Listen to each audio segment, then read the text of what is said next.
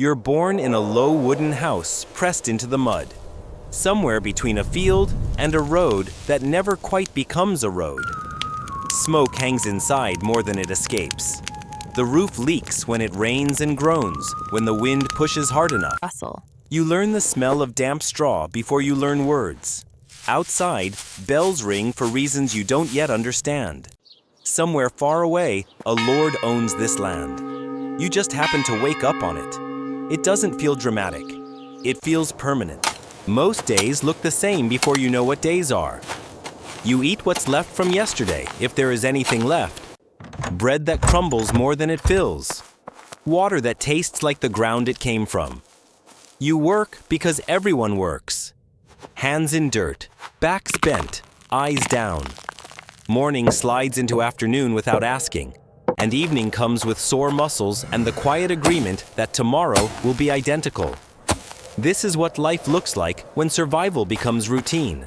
Nothing feels extreme. Nothing feels temporary. You're still small when you notice it. The way adults glance at you and then away. The way your hands are already expected to move faster than other children's. Someone laughs when you trip in the field. Not cruelly, casually. You understand, without being told, that softness doesn't last long here. You stop asking questions because no one seems to hear them anyway. Something tightens. You don't have a word for it yet. Power doesn't shout. It doesn't need to. A man on a horse passes once. He doesn't look at you directly. An older voice tells you where to stand, when to stop, when to kneel. No one explains why. They don't have to. The rules live in glances, in pauses, in what happens when someone steps out of line and no one steps in. You learn quickly where you belong by watching what happens to those who forget. In places like this, life doesn't collapse all at once. It settles into you, slowly. By the time anything changes, it already feels like it was always meant to. Born with no choice. You slide into air that smells of smoke and wet straw. The roof above you is low. The walls sweat in winter. Someone wraps you in cloth that was rinsed in a ditch. I know it hurts. You hear a pig shifting behind the plank. Close enough to warm the room, the floor is dirt. It presses cold through the rag. A woman's hands lift you once, then set you down again. The light that reaches you is thin and gray. It comes through a hole where the wind also comes. Outside, feet pass. Nobody stops.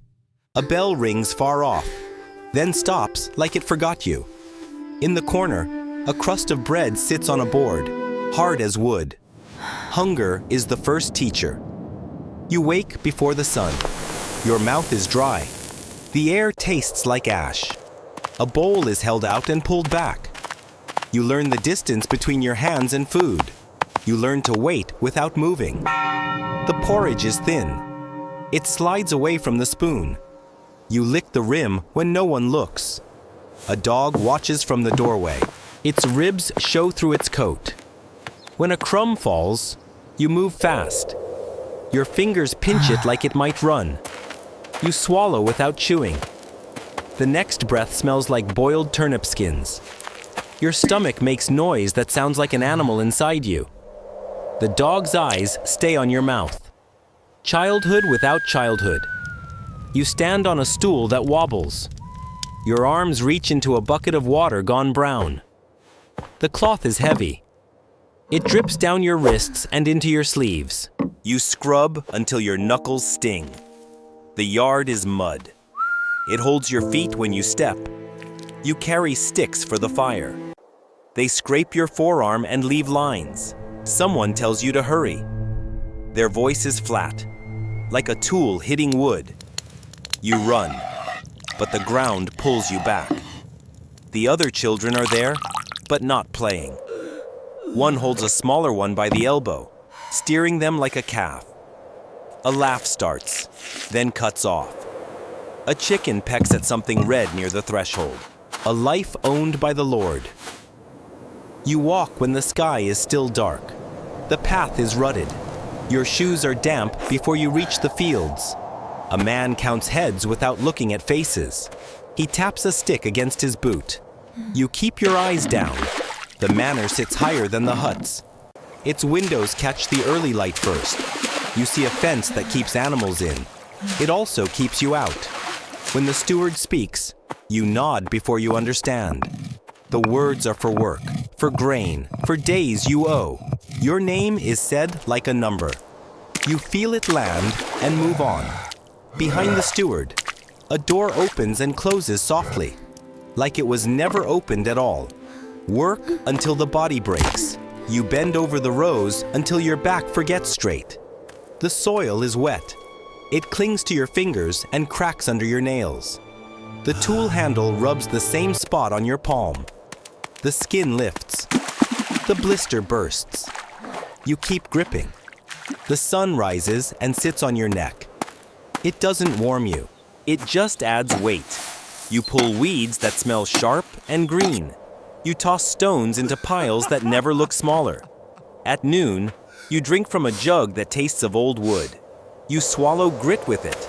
A cartwheel creaks somewhere behind you, slow and steady. When you look up, a crow is already waiting on the fence post. No escape, no climbing up. You hear travelers on the road sometimes. Their voices drift over the hedge and vanish. You don't follow. The road isn't yours. Your feet know only the path to the field, the stream, the hut. You count the same stones on the way. You learn where the mud is deepest. You learn where the nettles reach. A boy talks once about leaving. He says it like he's tasting the word. The next week, he isn't in the line. Nobody asks where he went. Work still needs hands. The steward's list stays the same length. You watch smoke from the manor kitchen rise straight into the air. It doesn't blow toward you. Faith instead of justice. You enter the church with mud on your hems. The floor is cold stone. It chills through your soles. The air smells of wax and damp wool. You stand close to others and still feel space around you. The priest's voice fills the room like smoke. You don't catch every word. You catch the rhythm. You kneel when everyone kneels. Your knees find the same hard spot each time. A bowl is passed for coins. Your hand stays still. A painted face looks down from the wall, calm and untouched. Outside, the bell rings again. It sounds clean. It doesn't sound like the fields. When you leave, your fingers brush a rope barrier that keeps you from the front rows. Disease, dirt, and early death. You scratch at your wrist until the skin lifts. The itch doesn't stop. The bedding smells sour. It holds the sweat of bodies that were there before you. In summer, flies sit on everything. They land on lips. They land on eyes. You wave them away and they return. Water from the stream looks clear until you stir the bottom. Then it clouds. You drink it anyway. A cough starts in the hut across the lane. It keeps going through the night. In the morning, the sound is weaker. Someone burns herbs in a pot. The smoke stings. It mixes with the smell of rot from the midden. A cat drags something small under the bench and eats it slowly, dying without a name. You watch a body carried on a door. The feet hang off the end. The toes are dark. The face is turned away. People walk beside it, not crying, just moving. The priest says words you can't hear over the wind. A handful of dirt hits wood. It makes a dull sound, like flour poured out. You stand with your hands together. They are stained. Nobody says the dead person's work aloud. Nobody lists what they fixed or carried. The grave is shallow. The ground is hard. A shovel hits stone and sparks once. Someone steps back and wipes their nose. A child slips a ribbon off their wrist and drops it into the hole. History moves on without you. You hear talk of war like distant thunder. It comes from men on horses. Their cloaks flap and then disappear. You keep cutting and hauling. The seasons still arrive on time. Frost still comes. Rain still comes. A new tax is spoken at the edge of the field. The steward's stick taps again. Your basket feels heavier. The manor repairs its roof. You see fresh timber on the ridge. Your own roof leaks in the same place. You put a pot under it. It fills, then overflows. The village path is widened for carts. The mud spreads wider too. In the distance, you see smoke from somewhere you don't know. It rises and stays. Useful until you're not, you lift a sack and feel something shift in your side. It's quick. It makes you pause. You don't sit down. Sitting costs time. You keep walking, and the pain follows you like a small animal. Your hands shake when you tie knots. The rope slips once. Someone notices and takes the rope away without a word. You are moved to lighter tasks. You carry water instead of stone. You mend instead of dig. The days don't get easier. They just get smaller. You watch younger backs bend where yours used to. You stand near the wall when the line forms. The steward looks past you. His eyes don't stop. A new boy wears your old cap, and it fits him like it was made for him. No legacy, no trace. You carve nothing into wood. There is no wood to spare. You write nothing. There is nothing to write with. Your hands leave marks only in dirt that gets rained flat. You remember a song for a while. Then the words thin out. You remember a face. Then it becomes a shape. A child runs past you and doesn't look up. Your tools are borrowed. Your bowl is shared. Your bed is a corner. When you speak, it is usually to answer. The hut smells the same every day. Smoke, damp, old sweat. The fields look the same from a distance. Rows, lines, a horizon that never moves closer. Behind the church, a stone has a name carved into it. The letters are neat. You don't recognize the name. Why it truly sucks you wake. You stand. You bend. You carry. The pattern holds. It holds even when the weather changes. It holds even when people disappear. You measure your days by tasks, not dates. You know the sound of your own footsteps in mud. You know the taste of boiled greens without salt. You know the weight of a lord's demand without seeing his face. The world around you has stories, but they pass over your roof. You are part of the background that makes them possible. The work takes your shape and keeps it. Your body becomes a tool, then a slower tool, then a burden. At night, you lie down and listen to mice in the thatch. They move freely. Nobody counts them. In the dark, you realize the only thing that truly belongs to you is the small space where the cold air settles first. One winter evening, you stop counting the years because the numbers no longer change anything. Your back has folded into itself the same way your father's did.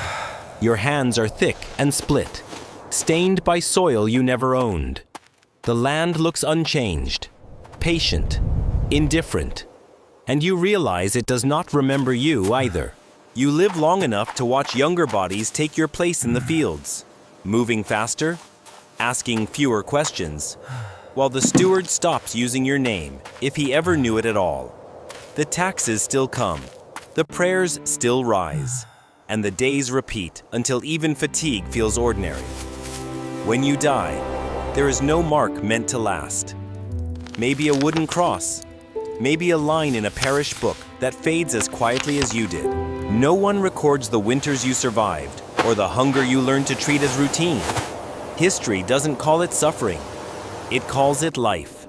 Somewhere nearby, the Lord's son grows older, inheriting land he never broke his hands on, listening to stories about hardship that never belonged to him. Your existence survives only as background. A field always worked, bread that always appeared. And if anyone ever tells your story, it won't sound tragic. They'll say you lived simply. They'll say that was just how things were. Because history doesn't remember people like you, only that you lasted long enough to be useful. If you think this was bad, there are others who had it worse. Their story is next.